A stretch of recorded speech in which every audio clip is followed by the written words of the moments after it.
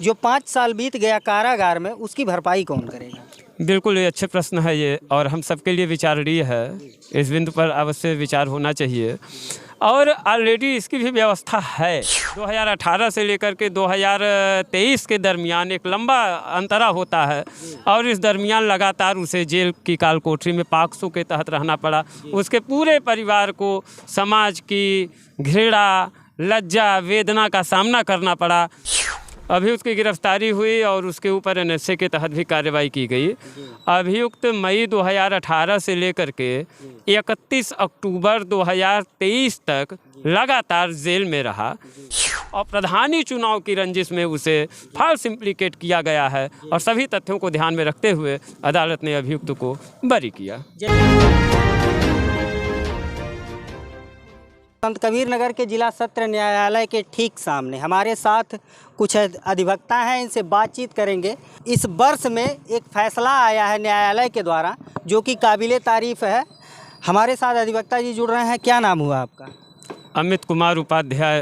क्या कुछ मामला था ये जो फैसला? मैं इस मामले में डिफेंस लॉयर हूँ, और इस मामले में वादिया के द्वारा एक फर्स्ट इन्फॉर्मेशन रिपोर्ट थाना धनघटा पे दर्ज कराई गई थी कि दिनांक 13/5/2018 को उसकी माइनर गर्ल के साथ अभियुक्त के द्वारा खेत में ले जाकर के ज़बरदस्ती रेप का ऑफेंस कमिट किया गया था, और एफआईआर दर्ज हुई। एफआईआर दर्ज होने के कुछ ही समय के बाद, कुछ दिनों के बाद अभियुक्त की गिरफ्तारी हो गई थी।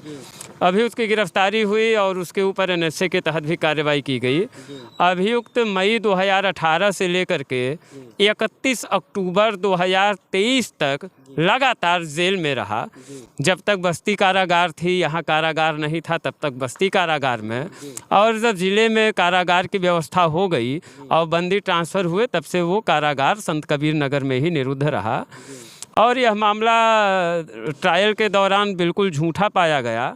माननीय न्यायाधीश महोदय ने विवेचक के ऊपर भी काफ़ी टिप्पणी किया है अपने न्याय निर्णयन के दौरान, और उन्होंने यह स्पष्ट तौर पर कहा है कि जनता के टैक्स से, जो कि जनता अपने मेहनत की कमाई का एक महत्वपूर्ण हिस्सा कर के रूप में भुगतान करती है, देश के विकास के लिए करती है, और सरकार कंपनसेशन एक ज़रूरत समझ करके, पीड़ित मान करके देती है, और अगर पीड़ित उसका दुरुपयोग झूठा मामला दर्ज करके करता है तो निस्संदेह यह बहुत ही विचारणीय और सोचनीय पहलू है।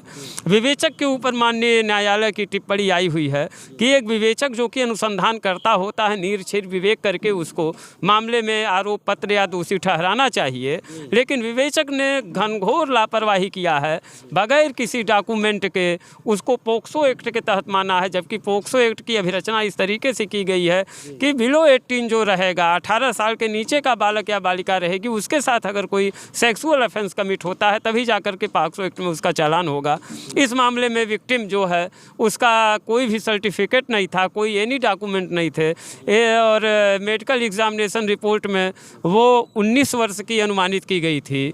19 वर्ष की बालिका के साथ एक कपोल कल्पित घटना बता करके जो चालान उसका किया गया वो पॉक्सो के तहत तो कम से कम नहीं होना चाहिए था, लेकिन इस मामले में पूरे साल 2018 से लेकर के 2023 के दरमियान एक लंबा अंतरा होता है, और इस दरमियान लगातार उसे जेल की काल कोठरी में पॉक्सो के तहत रहना पड़ा।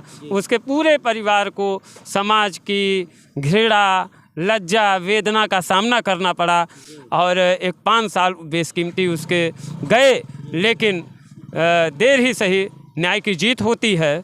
सत्यमेव जयते की परिकल्पना 31 अक्टूबर को साकार हुई, और अदालत ने माना कि अभियुक्त बेकसूर था, अभियुक्त झूठा फंसाया गया था।